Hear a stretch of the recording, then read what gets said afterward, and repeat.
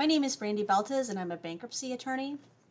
I represent individual debtors and also debtors who have small businesses in the Southern District of New York and also the Eastern District of New York. That pretty much covers Westchester, Long Island, Manhattan, Brooklyn, Queens, and Staten Island.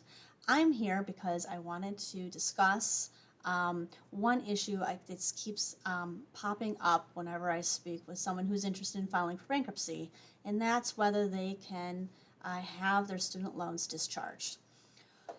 Student loans are a debt that is special in that, unlike most debts, it isn't automatically discharged. What has to happen is that there needs to be a special proceeding called a adversarial proceeding, which is really a lawsuit within a lawsuit. The main lawsuit being the bankruptcy case, and the lawsuit within that is that the debtor is suing the student loan company, requesting the court to discharge the debt based on factors. And the factors are based on a court case that was brought in the 1980s, believe it or not. It's called Brunner. And in Brunner, there were three factors. The first factor that Brunner looked at was whether the debtor, looking at their income and expenses, could maintain a minimal standard of living if they were forced to repay their student debt. The court looks at what the current student loan repayment payment is every month, and then they also look at the income and expenses that the debtor has and whether they're reasonable or not, and makes a determination based on that factor.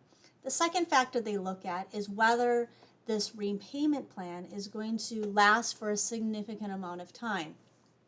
Did the debtor did the debtor consolidate their loans? If they consolidated their loans, chances are that student loan went from a 10-year note to a 20-year note. So the court takes that in consideration. And where is the debtor at this point? Are they in year 5 of a 10-year note? They're in year 2 of a 20-year note, and so forth. The third factor that the court looks at is whether the debtor has made good faith efforts to repay this debt. And the factors they look at is how long the debtor was in school, how long after they graduated from school did they start working and repaying the student debt. And if they didn't make full payments on the student debt, were they making partial payments? And how long have those repayments lasted? Did the debtor try and repay the student loans for 6 months and then file for bankruptcy? Or was this another scenario where they had been making payments for a number of years and then file for bankruptcy? These are all factors, though, that I would go through with someone who is interested in filing for bankruptcy and student loans were an issue. You can contact me at the information below to make that determination. I offer a lot of phone consultations. I go through the paperwork and we can make that determination together.